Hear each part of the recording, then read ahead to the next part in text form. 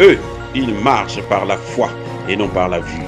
Mais moi, je vous conseille vivement de marcher par la connaissance scientifique et historique, notamment celle de nos ancêtres kémites, par les cinq sens et par l'intelligence. À vous, à Pierre.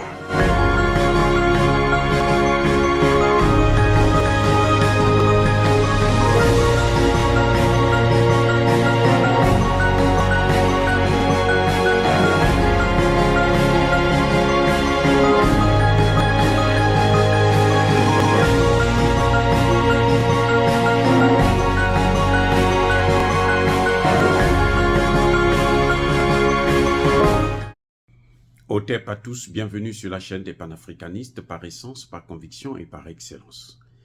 Celle des citoyens kémites par nécessité et obligation de combat. Nous sommes une chaîne qui n'est guidée que par nos ancêtres et rien que par les ancêtres qui appartiennent à l'égrégore du monde noir. Par conséquent, nous ne croyons en aucun dieu venu de l'étranger. Toutefois, cette vidéo n'est aucunement destinée à inciter à la haine ou à la violence, car nous menons un combat qui est d'abord et avant tout spirituel, intellectuel et démocratique. Ensuite, il est politique, géopolitique et géostratégique. Contre l'impérialisme, le colonialisme, le néocolonialisme et l'endocolonat, qui sont tous qualifiés de crimes contre l'humanité. Nous menons ce combat sur la base du principe fondamental que nous avons hérité de nos ancêtres kémites, qui est celui de la Mahat, c'est-à-dire solidarité, vérité et justice. Vous êtes donc en droit de connaître la vérité et nous avons l'obligation de vous dire la vérité, rien que la vérité, afin que justice soit rendue au continent africain. Ça, c'est notre modeste contribution dans cette noble lutte en faveur de la souveraineté, la dignité, la solidarité et l'unité africaine. C'est exactement ça que nous appelons le panafricanisme. Bien-aimés frères et sœurs, je vous ai dit que le Bénin avait honte de ses positions anti-Niger, ses positions alignées sur Emmanuel Macron. Et il ne pouvait pas aller encore négocier avec le Niger. Il ne pouvait pas. Comment? Tu as déjà brandi l'arme de la guerre, tu as reçu des bases militaires françaises et tu veux venir maintenant négocier? Ça n'a pas de sens.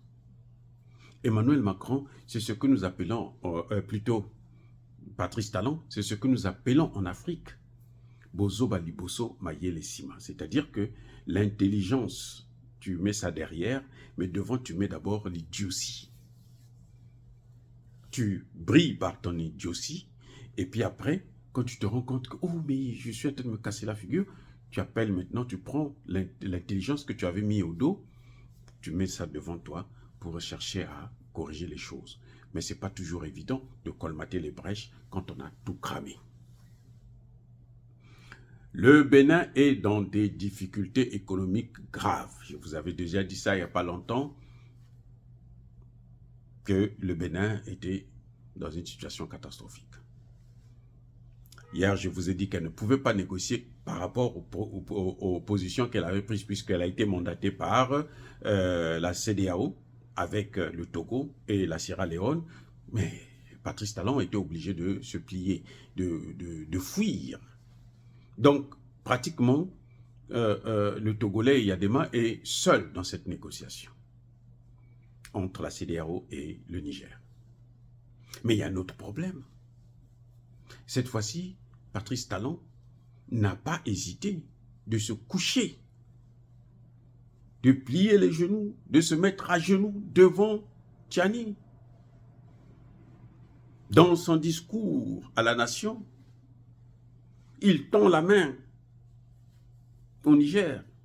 Il reconnaît son erreur. Et il dit qu'il a toujours entretenu des relations secrètes avec le Niger, ce qui est faux, bien entendu. Oui, officiellement, ça n'existe pas, puisque même son ministre des Affaires étrangères, celui qui devrait en fait s'occuper de ces choses-là, c'était lui, il était parmi les va-t-en-guerre. Nous l'avons critiqué, là, on dit, mais celui-là, où est-ce que Patrice Talon est allé le ramasser, il est gringalé, je ne sais même pas s'il mange bien. Eh oui. Mais Talon, secoué par les questions économiques, Et voyons que le Togo lui a emboîté le pas. Le Togo a raclé les marchés qu'il avait avec le Niger, avec le Burkina Faso. Et donc, Patrice Talon est dans une situation, mais alors, compliquée. Parce qu'en fermant les frontières, même le Tchad faisait passer aussi ses affaires au port, utilisait le port du Bénin. Mais la frontière est fermée. Donc le Tchad ne peut plus utiliser le port du Bénin. Le Tchad est obligé de passer, comme faisaient les autres, par le Niger et le Burkina Faso pour aller au Togo. Donc, le port du Bénin n'a plus d'activité. Regardez comment un chef d'État africain, comment ils sont. Il détruit son économie pour sauver Emmanuel Macron. Pour aider, même pas sauver, parce qu'il ne peut pas sauver Emmanuel Macron, puisque la France est endettée à hauteur. Maintenant, ce n'est plus 3 000 milliards de dollars, c'est 7 000. D'après des nouveaux experts. Oui, donc, tu peux pas, le Bénin ne peut pas sauver. Ce n'est pas un pays qui va le sauver. Et là, on va vers la sortie de ces pays-là, du franc CFA. Ça va être encore pire pour la France. Bref, le Togo est en train de à prix les marchés du Bénin. Vous vous souvenez du voyage que Patrice Talon avait fait en Chine? C'était pour aller sauver le pipeline qui part du Niger pour aller jusqu'au port de Cotonou. En fait, c'était ça, son problème. C'était pour aller voir avec les Chinois qui ont investi 4 milliards de dollars pour ce pipeline, pour faire passer le pétrole nigérien vers le port de Cotonou et l'envoyer après, par la suite, en Europe. C'est ça que Patrice Talon était parti négocier. Mais comme le projet était déjà pratiquement à sa fin, c'était difficile pour la Chine de reprendre ce même projet pour le faire passer par le Burkina Faso et puis rentrer avec au Togo. Donc c'est la seule chose que Patrice Talon a sauvée. Et aujourd'hui, si le Niger n'est pas content, le Niger peut bloquer ça aussi. Et oui, trouver d'autres moyens, d'autres investisseurs, si les Chinois ne veulent pas, mais ils arrêtent le projet. Et c'est quand même une manne, c'est la seule chose que Patrice Talon conserve. C'est une manne de 500, ça lui fera quand même 500 millions de dollars par an. C'est quand même pas mal de milliards de francs CFA. Voilà le problème que Patrice Talon a. Et il ne peut pas corriger ça. Le Togo est passé par là, le Bénin est passé par là, la Guinée plutôt est passée par là. La Guinée est passée par là. C'est fini. Il n'y a plus... alors, c'est impossible maintenant de régler ça. Il n'a qu'à aller pleurer maintenant chez Emmanuel Macron. Le Niger, lui laisse ce pipeline, mais pour le reste, là, je ne suis pas sûr que le Niger va revenir. Surtout que maintenant, nous savons qu'il y a des bases militaires françaises au Bénin. Et la France continue à opter pour cette position, cette intervention militaire. Ce qui la freine, c'est parce qu'elle sait que le Niger n'est pas seul. Le Niger est avec le Bénin, et plutôt avec le Burkina Faso et le Mali. Et ce sont des armées qui sont solides, qui ont l'information. Déjà, le Niger lui-même, en peu de temps, est monté en puissance. Et n'oubliez pas que le Niger est déjà en coopération militaire avec la Russie. Donc, c'est fini pour les Français. En tout cas, Patrice Talon a commis la plus grave erreur qu'un chef d'État devrait commettre. Parce qu'un chef d'État, lui, il est là pour son peuple, pas pour le peuple des autres.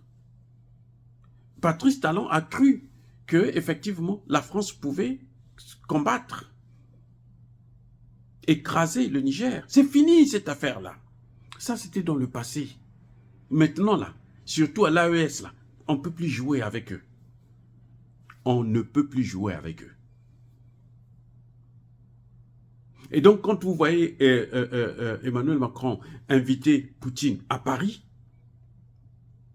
c'est parce qu'il sait que la seule personne qui peut le sauver maintenant, c'est Poutine. Parce que ni les Américains et les Allemands alors, ils sont prêts à le bousiller. Les Allemands veulent se venger.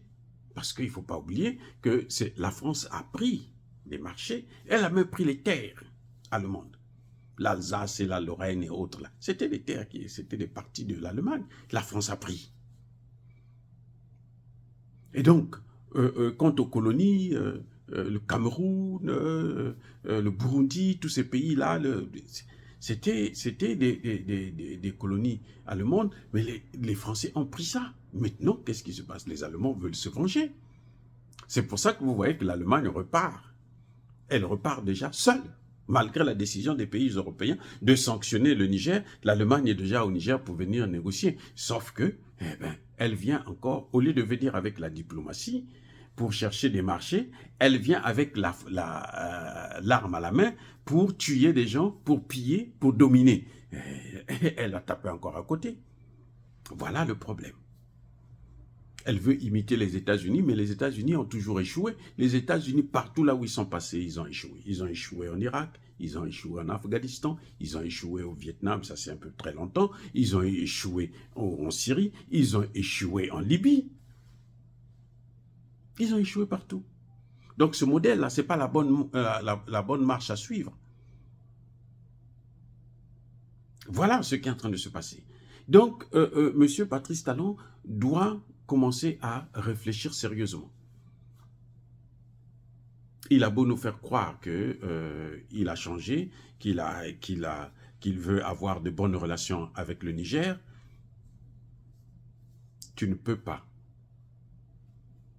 mettre deux ennemis, suivre 2 maîtres à la fois. D'un côté, tu es avec les Français, parce que les Français qui nous dominent, parce que les Français, ils ont le CFA. De l'autre, tu veux être avec les pays de l'AES. Les pays de l'AES, là, c'est fini. Hein?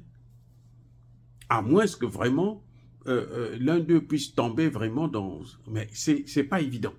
Parce que les populations, là, et l'AES, là, c'est pas les chefs d'État, c'est les populations. La force de l'AES, c'est ça, c'est les populations. Les Nigériens, les Burkinabés et les Maliens s'entendent. Les populations, là, veulent être ensemble. Donc, les dirigeants ne peuvent pas faire autrement. Oh, bien-aimés frères et sœurs, dire cela, c'est inciter à la haine ou à la violence. Non, il faudrait que les chefs d'État africains puissent maintenant comprendre que le plus important pour eux, c'est de préserver les intérêts de leur pays, pas les intérêts des Occidentaux. C'est un message que Tshisekedi doit comprendre. Si il veut réussir à ramener la paix au Congo démocratique, il doit chercher des vrais partenaires. Et à l'évidence, nous connaissons de qui nous parlons, ceux qui ont fait des preuves, pas ceux qui ont passé tout le temps de leur vie à coloniser les autres, à installer des bases militaires partout dans le monde. Partout. 800 bases militaires, plus de 830 bases militaires de l'armée américaine dans le monde. C'est quoi ça? Ils sont devenus les gendarmes du monde? Non, personne n'a besoin de ça. Et ça, ce n'est pas la diplomatie. Oh, bien-aimés frères et sœurs, soyez bénis. Je persiste et je signe. Soyez abondamment bénis par le Dieu des Kémites et par nos ancêtres angélisés. Mais que tous ceux qui persécutent le continent africain le pillent et le déstabilisent, qu'ils soient noirs, blancs, chinois, arabes, juifs, indiens ou qui qu'ils soient punis, maudits, foudroyés, neutralisés, écrasés, effacés par ce Dieu des Kémites et par nos ancêtres angélisés. Vive l'Afrique éternelle. J'ai dit et j'assume.